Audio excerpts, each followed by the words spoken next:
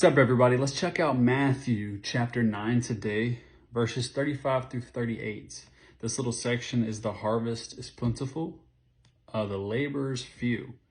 And Jesus went throughout all the cities and villages, teaching in their synagogues and proclaiming the gospel of the kingdom and healing every disease and affliction. When he saw the crowds, Jesus had compassion for them because they were harassed and helpless, like sheep without a shepherd. Then he said to his disciples, "The harvest is plentiful, but the laborers are few. Therefore pray earnestly to the Lord of harvest to send out laborers into his harvest."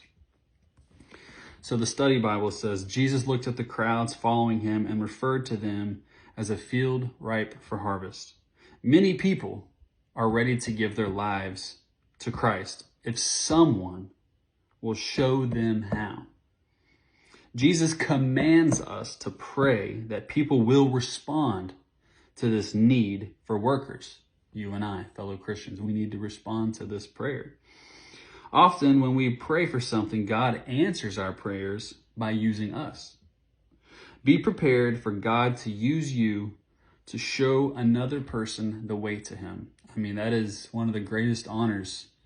You know, we should be so humbled when God uses us to tell others the good news about him and preach the gospel to him and share Jesus, share Jesus to someone else. I mean, you never know when that moment's going to come. You never know when that old friend's going to text you, or a conversation comes up at work, or, someone new comes to church. Any moment in your life, we as Christians, we really should be prepared to know what to say and to explain Jesus and how he's changed our lives. So as Jesus says here, you should pray to the Lord to send out laborers into the harvest.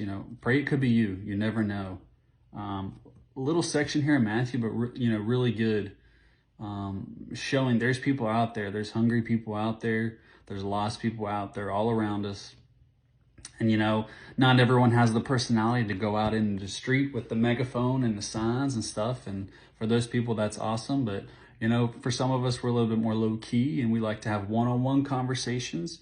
And, ask God to put that person in your pathway for you to have a one-on-one conversation with them, to tell them about Jesus, man. It's very humbling.